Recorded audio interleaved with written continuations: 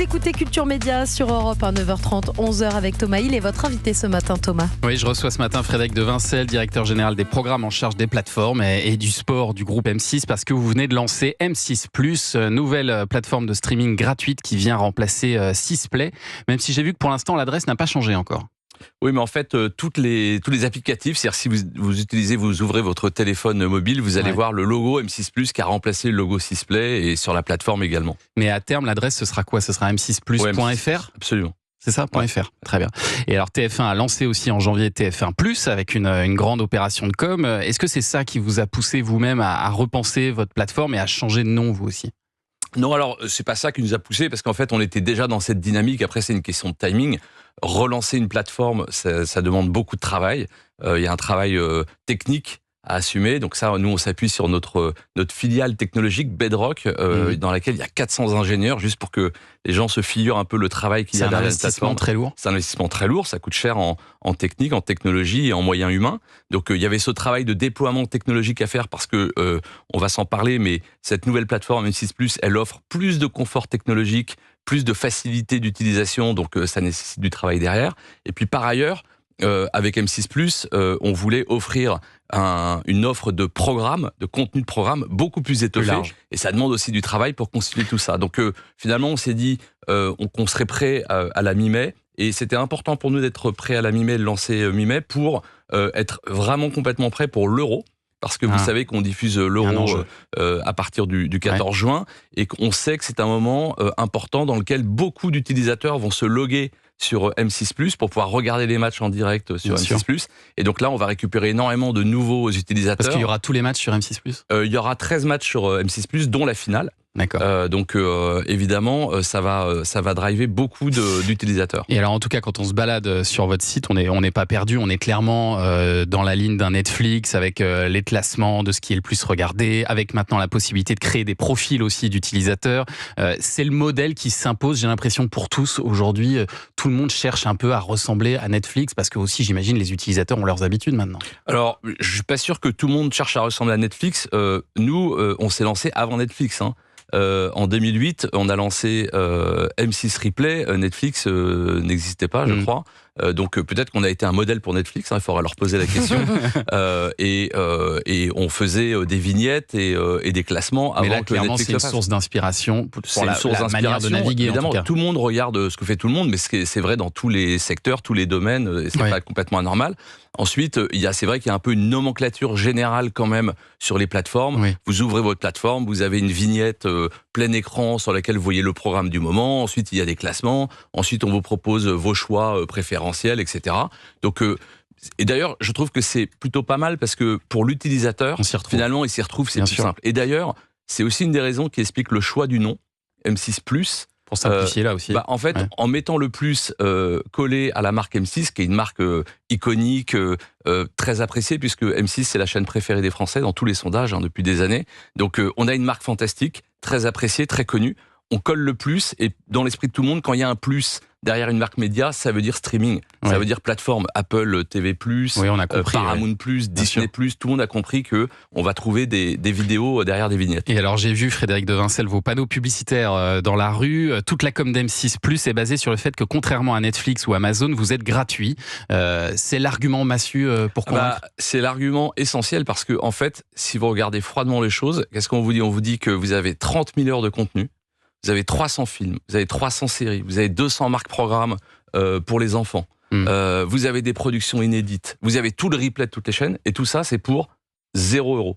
Du coup, financé intégralement par la pub. Financé intégralement par la pub, 0 €, là où vous payez vos offres de streaming, en général 5 €, 12 €, 17 € parfois. Donc voilà, dans un moment où quand même la question du pouvoir d'achat est cruciale pour tout le monde, ça nous apparaissait important de dire que vous pouvez avoir une offre de streaming incroyable, avec une profondeur de catalogue incroyable, des séries inédites, des séries de catalogue qu'on a envie de revoir, tout ça pour 0 €. Genre Lois et Clark, par exemple, que vous pouvez revoir et qui vous fait faire un bond dans le passé. Alors oui, la gratuité, c'est une chose, mais après, il faut convaincre justement par un catalogue riche. Qu'est-ce qu'on va trouver sur M6+, qui n'est pas sur l'antenne d'M6 ?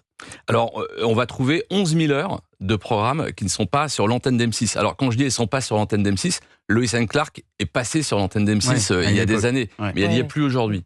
Mais on va trouver des programmes, en fait, on va trouver donc des séries, 300 séries, 300 titres de séries différents, 300 films.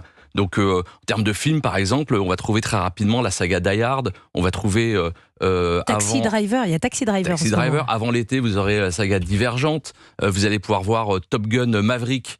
Vous allez pouvoir le voir gratuitement sur la plateforme après la diffusion. Mais donc, ça veut dire qu'il y a une offre de cinéma quand même d'extrêmement grande qualité. Tout ça encore pour 0 €, je le redis, parce que c'est important, parce que habituellement, quand vous voulez regarder du cinéma à la télévision, enfin dans une plateforme, en général, vous payez pour ça. Ouais. Nous, on Anissa, offre elle s'est 300. lancée là carrément. Elle est moi, en je suis train de dessus, là, regarder ça y ces est, films-là. ça y est. C'est bon, Voilà, on a tranquille. déjà, et ça est déjà conquis Ah par, oui, bah, par la bien sûr. plateforme. Vous annoncez aussi un player interactif. Qu'est-ce que c'est ça? Oui, alors ça, c'est très important parce que le succès de M6+, en fait, il repose sur une offre de contenu, on en reparlera, mais beaucoup plus de contenu, beaucoup plus riche, plus intense.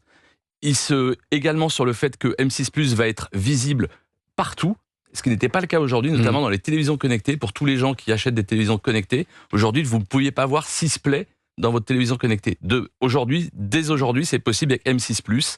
Et donc, comme on sait que c'est un usage qui se développe énormément, c'est une grande chance pour M6+, de pouvoir être vu par un plus grand nombre. À terme, vous espérez avoir un bouton sur la télécommande directement? Alors, le bouton sur la télécommande, ça serait fantastique, mais à minima, on aura une petite vignette sur laquelle on peut cliquer sur les télévisions connectées. On est déjà présent aujourd'hui, au moment où on se parle, dans 95% des télévisions connectées. Et donc, troisième élément important dans ce lancement de M6+, en effet, c'est la technologie, dont le moteur de recherche dont vous parlez. Ce moteur de recherche, on peut dire qu'a priori, il n'existe nulle part ailleurs dans le monde. Alors, il n'est pas encore lancé, le nôtre. Basé sur l'intelligence artificielle. Il est basé sur l'intelligence artificielle. Aujourd'hui, personne ne fait ça.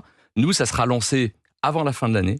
Donc, par exemple, on parlait de Lois & Clark. Vous pourrez écrire dans le moteur de recherche de M6+, trouve-moi l'épisode dans lequel Lois et Clark s'embrassent, qui est un peu l'épisode iconique que tout le monde attend. Eh bien, il ira vous chercher cet épisode. Mais si vous lui dites, je veux regarder une comédie française de moins de 1h30 avec ma fille de 12 ans, il va vous proposer une liste de films. Génial. Donc ça arrive plus tard dans l'année. Ça va arriver avant la fin de l'année, mais un peu plus tard, on n'est pas complètement déployé au moment où on se parle. Un dernier mot, Frédéric Devincel, sur Nicolas de Taverneau, votre ancien patron qui, on l'a appris hier, a rejoint le groupe CMA Média, dans lequel il y a déjà BFM TV et RMC. Et la rumeur veut que le groupe s'intéresse aussi au rachat d'M6, ce qui veut dire que Nicolas de Taverneau pourrait redevenir l'un de vos patrons dans les années à venir.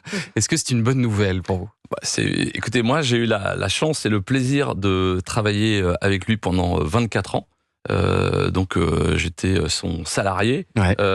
Aujourd'hui, il a un nouveau statut, un double statut, j'ai envie de dire. Il est à la fois actionnaire, puisque CMA-CGM est déjà actionnaire à hauteur de 10%. À hauteur de 10% d'M6. Donc il est à la fois actionnaire et il est aussi concurrent, puisque ils sont en passe de reprendre BFM, RMC, etc. Donc moi j'ai eu le plaisir de travailler avec lui comme salarié, et aujourd'hui j'ai le plaisir de l'avoir à la fois comme un actionnaire et comme un concurrent. Donc ce scénario qui veut que CMA CGM monte au capital d'M6, c'est quelque chose qui vous semble crédible?